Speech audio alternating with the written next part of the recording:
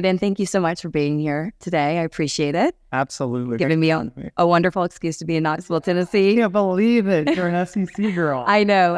Who knew it would take this for me to be in Knoxville. We're glad to have you. Thank you. Thank you for the hospitality. I'm so excited for this interview. You are my first male interviewee, which I want to try to unpack that a little bit. There's something to unpack there. Yeah, definitely. But it's a pleasure because you offer a different perspective of life in tough times.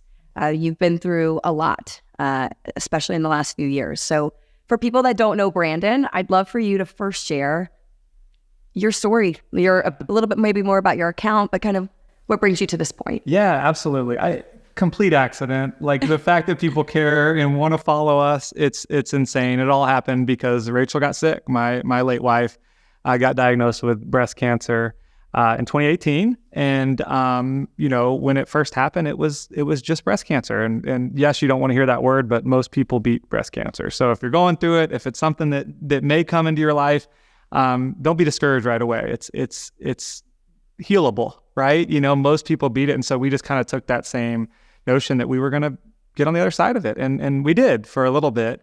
But then it had come back. I was writing a lot through that season, just about the pain points, the struggle, even the humor that comes with it sometimes. And people started to like what we were saying and the fact that we were really open about it. A lot of people are closed off when they're walking through it, and there's no right way to do it. We just decided early on we were going to be open. And so we shared our story. We shared it with our kids. We made every decision based on what was best for all of us. And people were interested, and they've continued to follow along with our story. And here we are. Yeah. And everyone loves a hero story. And I think that you represent, again, a different demographic. Why is it that you feel like so many people maybe aren't as comfortable, males specifically, kind of sharing the sadder parts or the griefier parts of it? No, because men don't hurt. Yeah, we don't cry. We're too strong. We're too tough. And it's not something, we're not vulnerable, right? And that's not who I am, right? I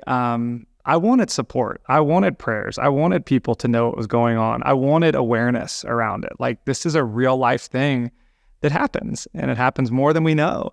And, women are really comfortable in sharing their feelings and their thoughts and their emotions, and most men aren't. But I just always have been. It's just been something. I was never looking for a following. I was never looking for an influencer title. It's the weirdest thing in the world. I don't appreciate it even. I don't want it. But I do think the awareness of, man, life happens. Things are going to happen. And being willing to share that is important.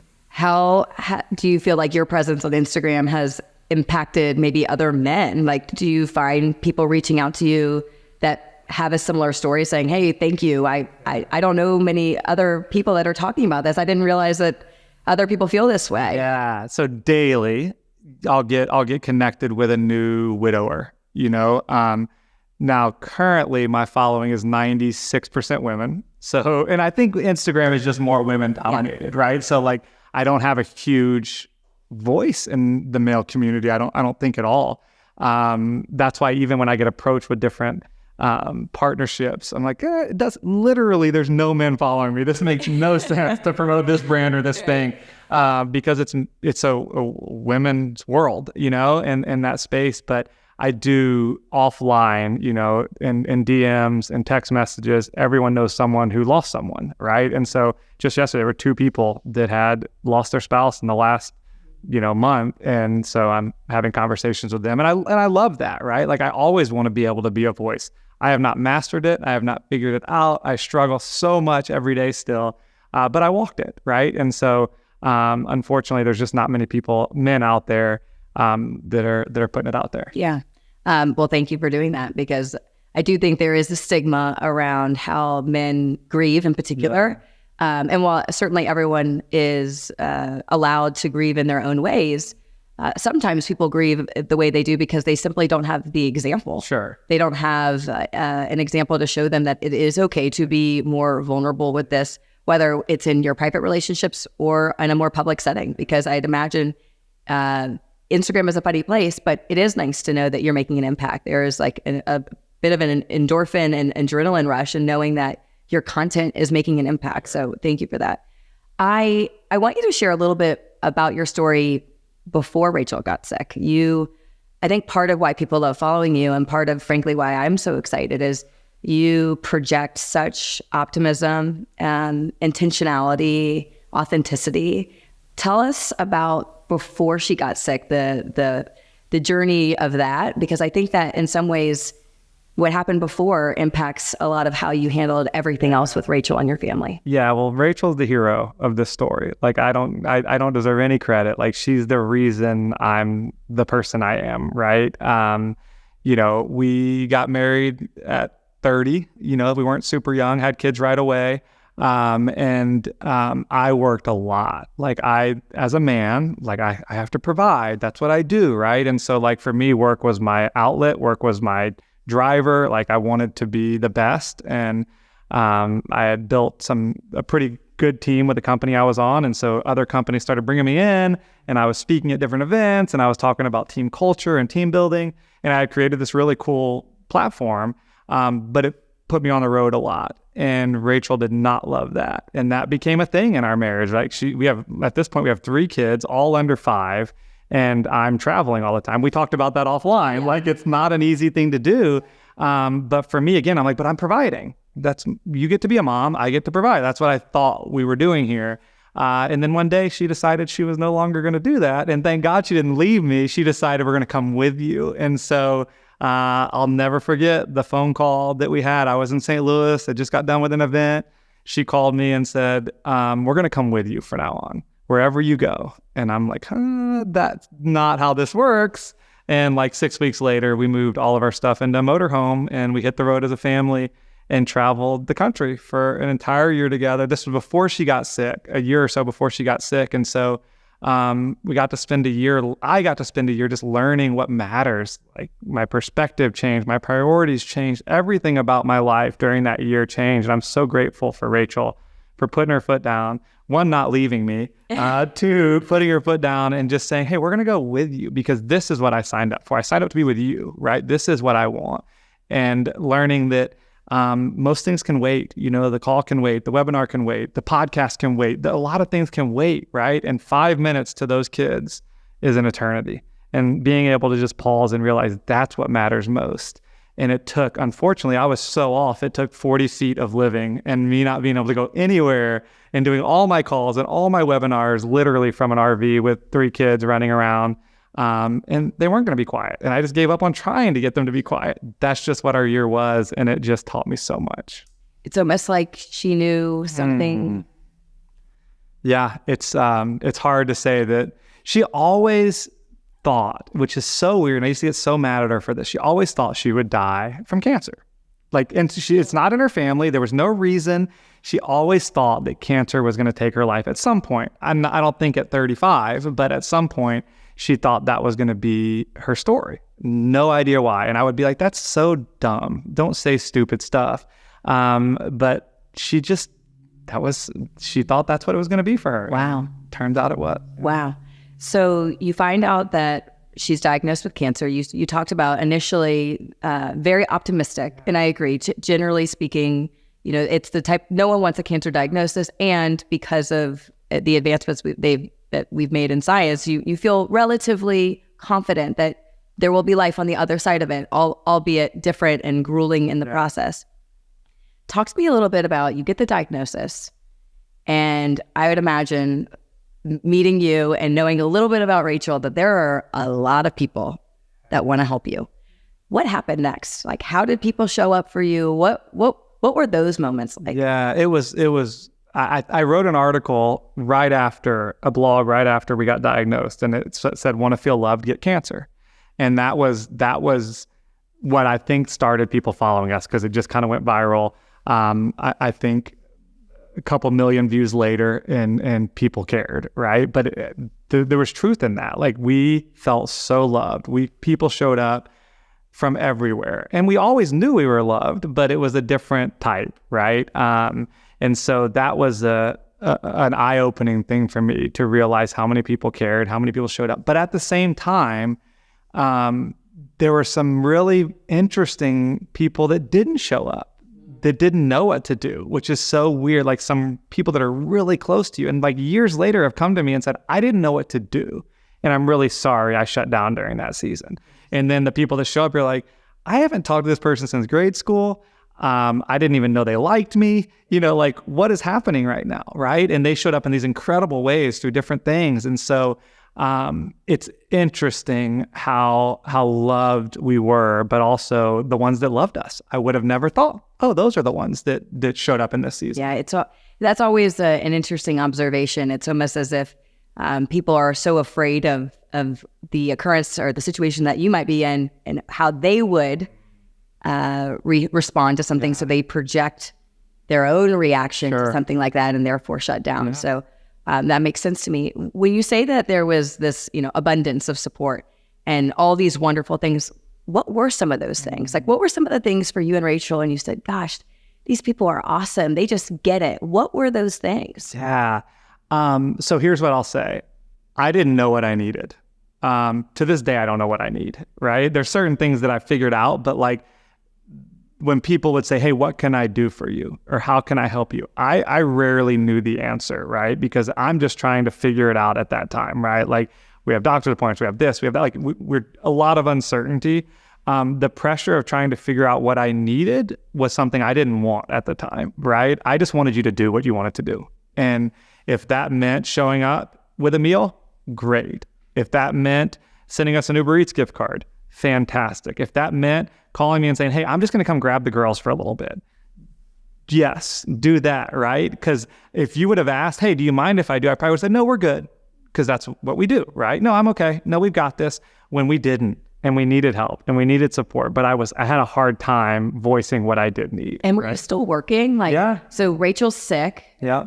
Was she able to, how active was she in a caregiving role? And because you were balancing a lot, you're being a supporter to her, a caregiver to your kids in working. Yeah. So during the first run around, yeah, absolutely. And she kept working. She's a nurse, so she's on her feet 12 hours a day. Wow. And she worked through the entire process of chemo, radiation, all the things. I mean, I think she missed a couple days with a surgery, but she continued to work the whole time, which was amazing. So that, again, that first time around, she wasn't that sick. The cancer she whooped cancer the first time around. And so it wasn't, it was your typical breast cancer, right? And so she beat it. And we continued life pretty much as it looked, again, with a lot of people showing up and helping in different ways. Now, the second time around, when she got really sick, it was very different. And again, people showed up in other ways then. Yeah. So as things progressed, again, support looks different across the journey. Our observation often is that at the very beginning, you get the diagnosis, there's this stampede of support. Everyone wants to help. Yeah. The casseroles, the money, the child care, it's wonderful.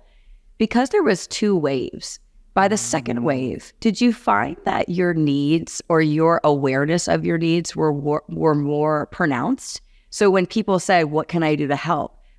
Did you have any further clarity than you did maybe after the initial shock of the first diagnosis? It's a really good question. And I don't know that I did, because the first time around, you're so clueless to everything. But the second time around, I think I thought again, she's going to get better. It's going to be okay. So we're just going to do this again. And so I kind of just had it figured out. I just did, right?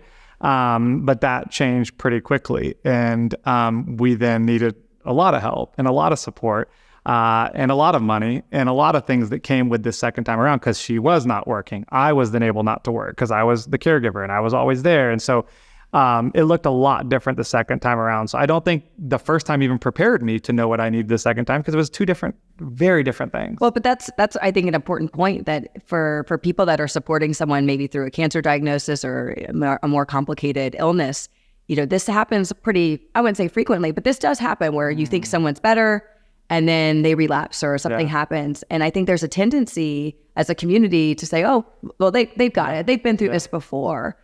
But what you're saying is you should still continue to lean in, because just because it's happened before doesn't actually make it any less easy. Yeah. In fact, it may even make it harder, because it sounds like for you, it might have been the first time where you realized she might not get better. I'm hoping that she does, but she might not. Yeah.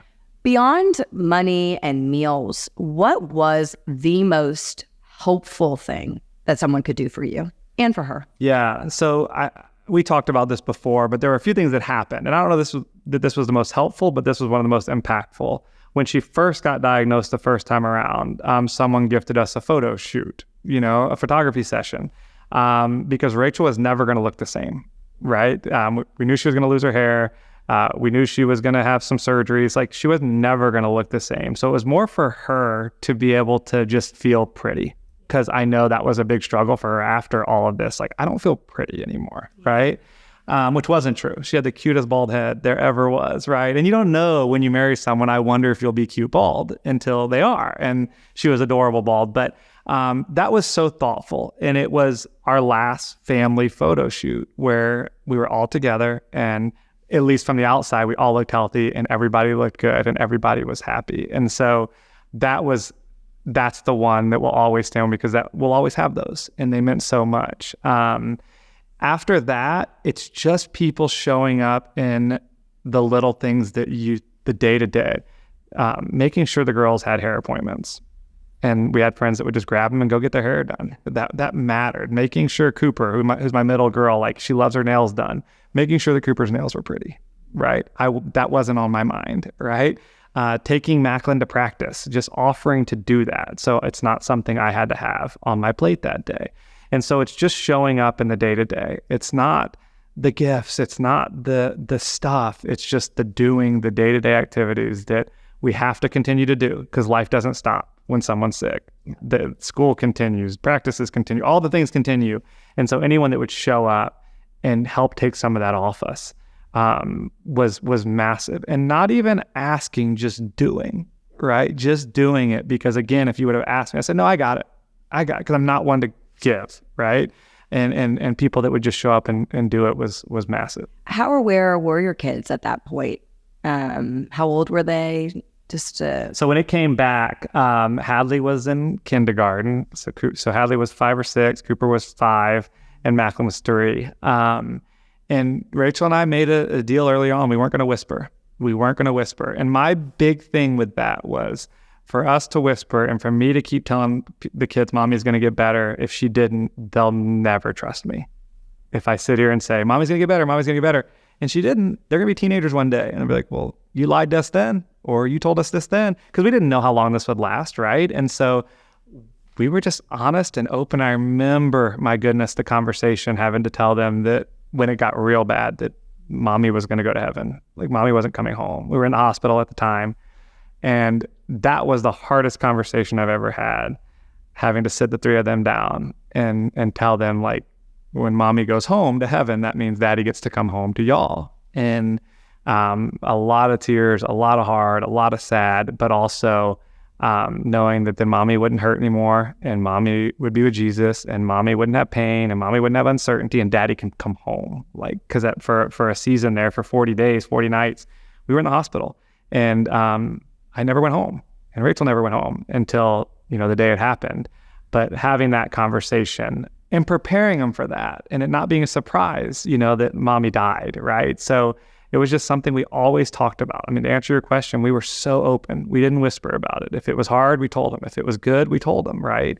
And some would say that's wrong because they were young, but I would disagree. Like, for us, it was the right thing to do. It may not be for your situation. For us, it was so right, because I needed my kids, now being a single dad of 3, to trust me, with their lives. And so I don't regret for a second being open with them. I think it's beautiful and profound.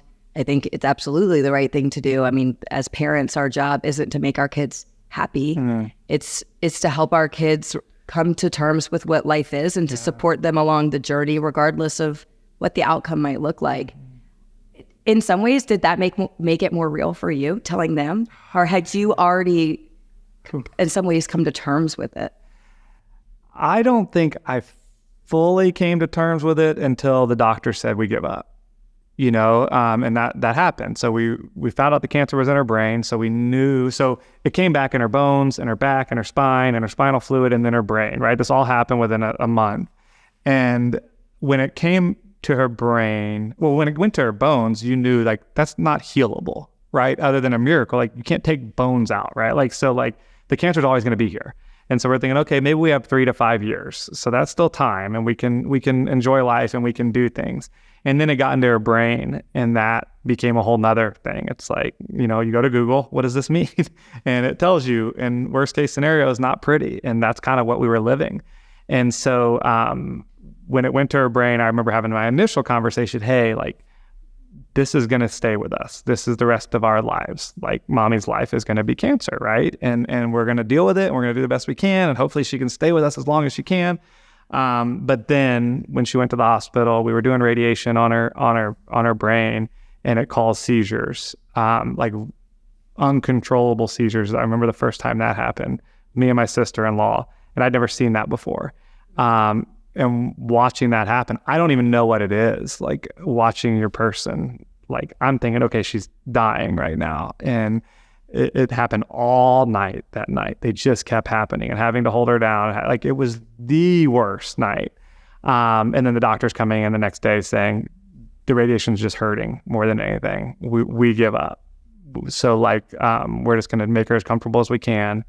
And we don't know if that's going to be 3 days, 3 weeks. We have no idea. But that's what we're going to do.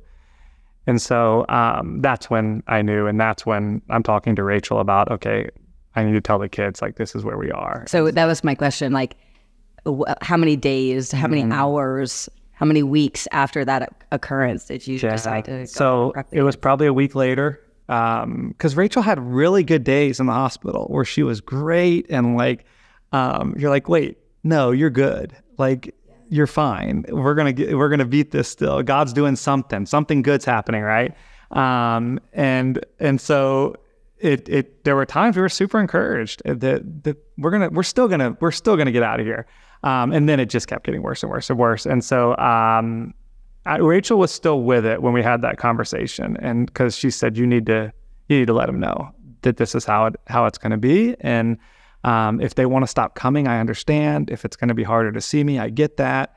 And one of my daughters chose, like, she was like, it's just too hard. I don't want to go. I don't want to remember that. Right. And that's not how I want to remember. That's not how I want to remember. And Macklin, on the other hand, he always wanted to be there. And so he was in her bed every single day, just laying with mommy. That was his comfort. Right. And that's all he really knew. But you gave them the choice. They were choice. Yeah. They had the ability, they had that decision-making power to do what they felt was best for them versus what you think might be good for them. And even at, 4, 5, and 6 years old, like they know. Right. And I believe they all chose the right thing. Like, they chose what was best for them. They're all grieving in different ways. Right. They're all doing their own thing. And especially after a year of being in an RV together, I mean, there's a level of depth in the relationship and a connection they had with both of you, especially her, of course. Absolutely. And they're allowed to kind of let her exit in a way that feels most comfortable for them. That's so true. So wow. So talk to me real briefly. In those phase, in the space or in the phase where it was obvious that she was going to pass, what were some of the most helpful things that your friends or family said to you? Mm-hmm. What were the things that, or is there just nothing? That's a really good question. And I'm glad you said to me, because I think said is easier than did, right? I don't know what you can do there. For us, I stayed in the hospital for 40 nights, so we just needed help with the kids, right? We needed to make sure that, again, life goes on for them. We didn't stop life. We didn't stop activities, right? And so school still happened.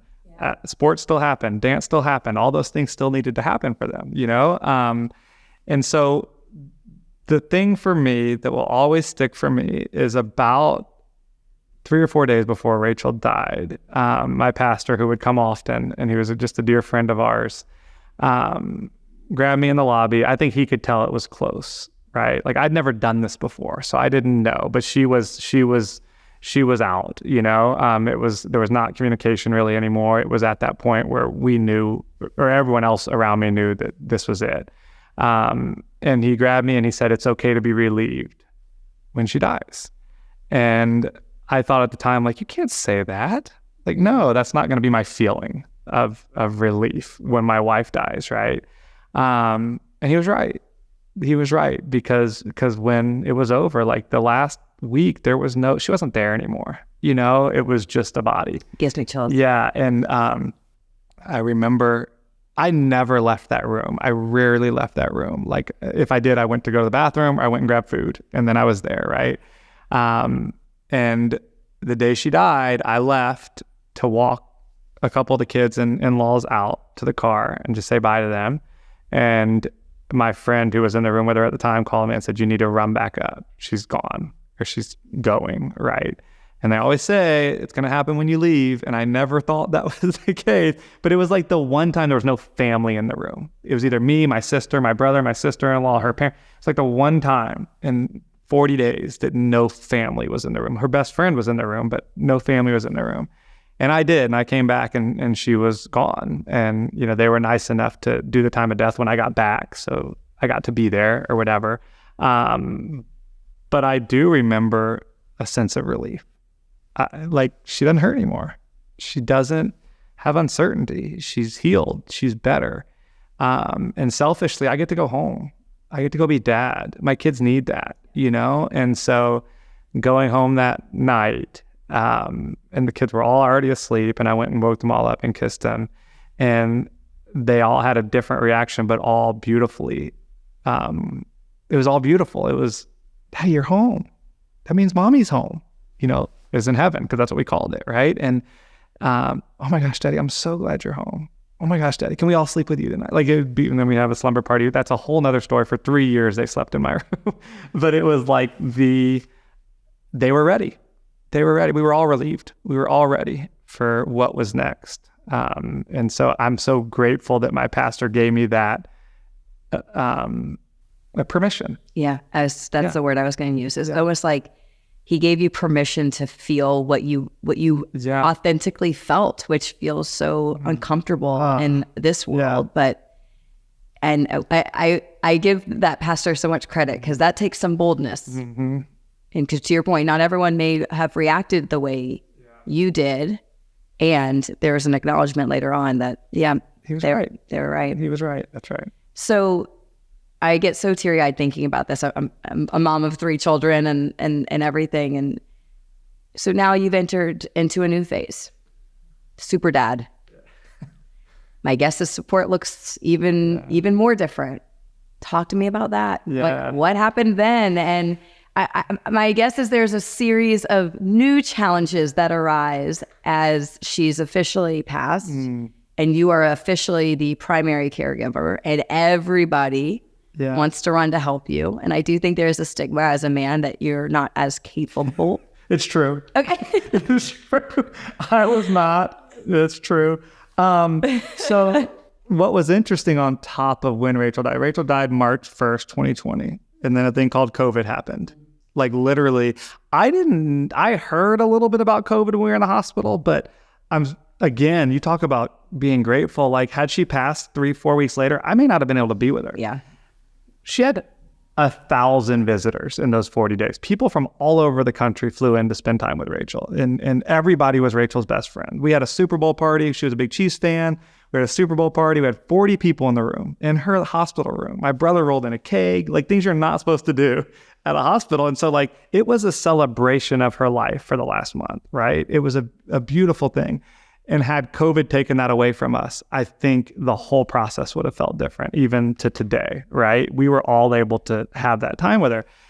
But I wasn't prepared when all of a sudden, no, the kids aren't going to school anymore. No, there's not going to be this season of normal. Like all I wanted to do was get to our normal. What does our normal look like? What does this new ordinary look like? But at the same time, like we were all going through COVID together. All of us, the whole world, right? So like everyone was in an RV. Yeah, lost as I was, so were you. So was everybody else. So I felt like, I got this. Y'all are all confused, right? Like we can do this. And so like, if there was ever a blessing in COVID, and there's not many of them for our family, it was like, oh, we get to just figure it out together with everybody else trying to figure it out too. Nobody knows what to do right now. And we were just kind of mixed in with everybody else, right? Man, what a perspective though, because you could look at that and say that, you know, not having a normal routine of school and sports and friends makes it very much more overwhelming. But for you, it was the opposite. It was cathartic. It was a way to heal, to begin healing together. Everybody was a mess together. Yeah, it wasn't just us. Wow. Yeah, and so and it may be hard for people to show up too, because we weren't, what can you do? Who can come to your circle?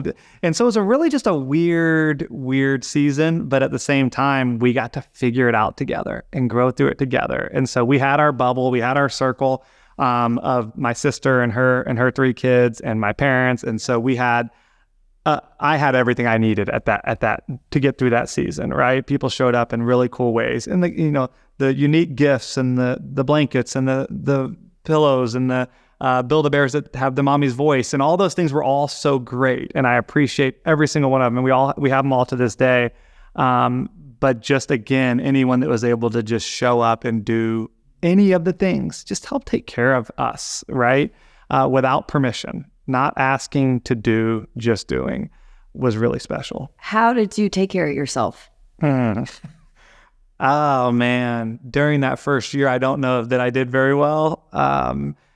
All I cared was about my kids and their safety and their comfort and their healing, that I probably neglected a little bit of me during that season. But also, I got to grieve and heal and grow through that entire process of Rachel dying. Like, we got to have the conversations you don't get to have. She got to give me permission to live and to love and to all the things that come with life after. She got to set up different things for people to show up in different ways. The girls' hair, the kids' dentist appointments, things like that I didn't do. She made sure we're taken care of. So the business side of death that affects most people, for me, it wasn't as hard because Rachel was so proactive in leading up to what life was going to look like. So I did miserably without her help, right? But with her help, we figured it out and we struggled through it together. And she did not prepare me for COVID. She did not prepare me for the kids all getting head lice like a week after. She did not with COVID, so no one would see them. And so there's just lice there. There's things that I was for sure not prepared for, and that I would have thought there's no way I can do this alone, until you have to. And you just do. And you show up. And you do it again, and you fail, and you do it again, and you ask for a ton of grace from your kids. And luckily, they've given me that. What's one of your biggest accomplishments since she's passed? And try to be specific. Yeah, man, no one's ever asked me that. That's a good question. I would say the kids' joy, the fact that the kids have joy. And I don't mean just they're happy, they have a joy that exceeds understanding. And the reason I share that, it's not just me saying this. I went to parent-teacher conferences last year, and 2 of the 3 teachers said, I've never met a kid that has more joy and brings joy to others. And it'd be really easy to have a woe is me attitude when you lose your mom. It'd be really easy to struggle through the day-to-day. But they've chosen to live a life like their mommy did. And all 3 of them have, just 2 teachers. I don't want to lie and say all 3 of them did, because they didn't. 2 teachers told me that. But they all have this joy about life, about where mommy is. This is where we are. And they're just so fun and happy. And I give Rachel most credit, but I have to give myself just a little bit, that we've continued to be able to experience joy. And so if I had to pick one, I'm just so proud of them and how they've dealt with it all, and us together, how we've just partnered through this, and it'd be joy. One last question before I get to our lightning round. Is there anything for you inside of you? You're such a positive person, but was there ever a point where you asked yourself, why me? Yeah, I was angry. I was angry at God for having it come back. I was angry that, why do we have to go through this again? But when you meet Rachel, if you could have met Rachel, she didn't allow that to last long. She shut it down. This was, of course, our story. This is what we were going to do together. And when cancer comes, it's not just you, it's we. It's all of us, right? It's not just the patient. It's the support. It's the children. It's the in-laws. It's the parents. It's everybody's in this together. And Rachel just didn't allow us to sulk in it. and she's going through it, man. She's got the pain. She's got the uncertainty. She can't walk some days. She's got these headaches that I can't even fathom, right? And to continue to have that joy and continue to have that hope and continue to be a light to others. Like, how can I not be? Like, I have it good, man. Like, yeah, I lost the love of my life. But I have my health. I have 3 kids that are thriving and beautiful. And in so many ways, life is really good. And I didn't have to experience what Rachel had to experience on the pain level, right?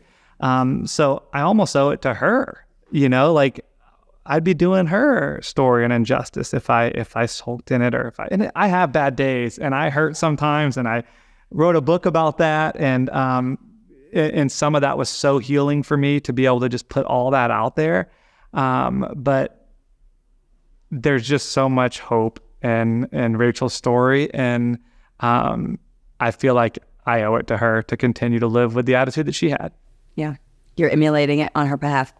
Thank you. All right. We're going to do a quick lightning round, and then, well, give me a second. I'm nervous. I'm in the hot seat. Oh, yeah. Yeah. Okay. Food or money for food? Money for food.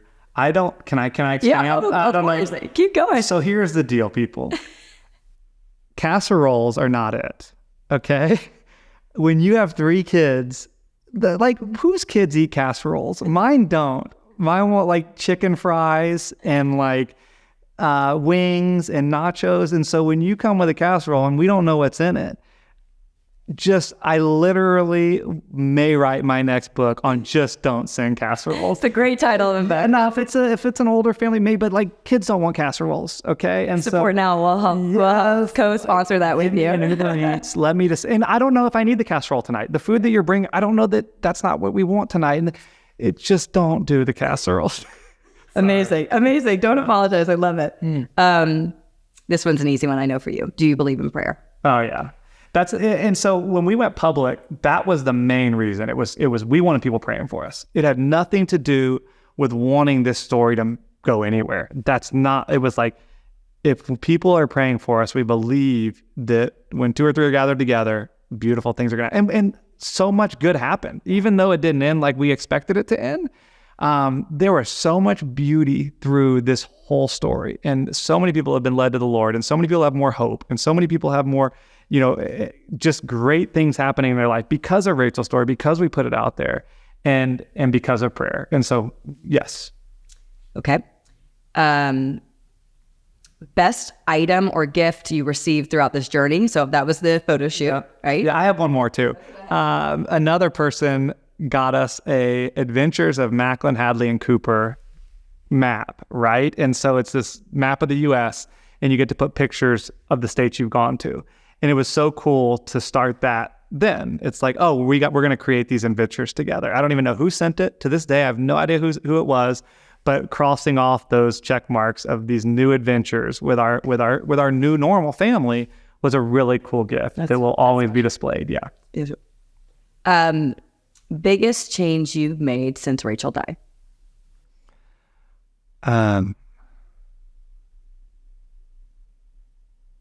Selflessness. When you have kids, you learn real quick to be selfless, right? But I could still be selfish when Rachel was here.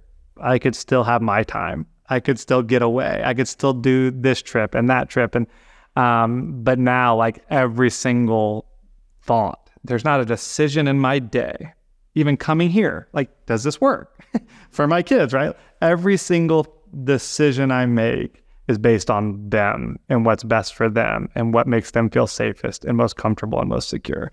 When you have a partner, you can get away with being selfish a little bit still. At least I did. Maybe that's not good advice, but I could have my own time. I could do my own thing. Whereas now it's, and I still get that release because I'm thinking ahead, but it's about them. It's all about them. And I love that. I love a life like that. I'm good with that. One phrase that you would say to a male who's in your position? Like in terms of advice? Yes, it's okay to not be okay. It's okay to not be okay. You don't have to carry the weight of the world. You don't have to do it all. People want to help. I know it's hard to ask, but at least accept. I think that was hard for me at first, to just accept the help, right? Like, no, we're good. No, we're good. Accepting that people want to show up. They want to show up because they love you or they loved your person. They may not even like you, but they loved your person and they want to be there for you. They're not doing it most of the time. I've realized they're not doing it out of selfish reasons. They're doing it because they care. And allow them to. Allow people into your space. Say yes if people want to help you. I think that would be the biggest thing. It's okay to not be okay. 2 more questions. One word, to describe Rachel.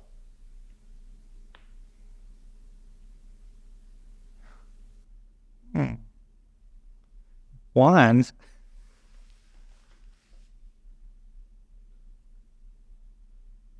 I have 100. You're not going to let me cheat. I can. No, you can give me. She was a light in every situation that she went into. A light. Light is the word. But I could give you joy. I could give you hope. I could give you fun. The reason I married her is because she made life fun. Everything was fun. And I wanted a life of fun. Right? There's a lot of reasons I married her, but I remember that being one of the first things. Like, life would be so much fun with you. But the big reason is because she's a light. Because everywhere she goes, she lights it up. She makes it better. She made it better. She continues to. And what's so fun is I see that in my kids too, that they got that from their mommy. And she just brightened up every situation. Good, bad, ugly, it didn't matter. When Rachel showed up, it was going to be better. Love that. And then last question. One word to describe yourself. Man, this might even be harder.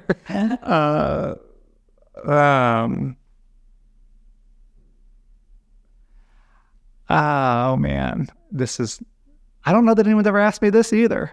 This is good. Sorry for the long pause here. Okay, take your time. This is going to sound awful because it's not really a great word, but okay. I'm okay. I'm good. You know, like we've done well, you know. I'm actually happy. I don't want to use happy, but I'm okay on the other side, you know. And I think for anyone walking through it, it's going to be okay. That's a question I got the other day from a guy. Does it get any better? And it doesn't overnight. But one day you go to sleep and you look back at your day and you be like, wow, I did okay today. I actually had more joy today than sadness. I actually had a lot of happy today. And then the next day, maybe it'll hurt again, or maybe you'll hit a wall again. But knowing that I'm okay, I'm better than okay, but I don't want to brag. I think I do think people worry about us. You know, what's it really like behind closed doors? What's it really like off social media? And I've tried to be open with the bad and the ugly and the hard too. But just knowing that we're okay, man, like we're doing it. And I think knowing that it's okay to be okay. I remember having to give myself permission because I felt like people would judge me. Like, you're not supposed to be okay. You're not supposed to be happy. You're not supposed to be. Not yet. That's too fast. Or well, you don't know the conversations that were had. You don't know that all that Rachel wanted was for us to be okay. And I think that's probably where okay comes from. I just want them to be okay. Her biggest fear. 2 fears. I want my kids and Brandon to be okay. And I want people to know that Jesus is still good. And that just because I die, it's not bad, right? That there's still hope. And I think she's done well because we're okay. I'm okay. And there's still hope. You talked about Rachel being a light. I could say the same thing about you. This interview was everything I hoped for because not only are you a male, which is great to see, but you do share such wisdom and such light for everybody, for your kids, for the Instagram community, a true trailblazer for men, especially that might be going through something difficult but don't know how to actually articulate it or how to ask for help, how to receive that help. Thank you. Yeah. Thank you so much for allowing me to learn more about your story, to learn more about Rachel. Mm-hmm. And as someone that doesn't know you well, I'm just extremely proud of someone like you that's just somehow put it all together and is such a light for their children.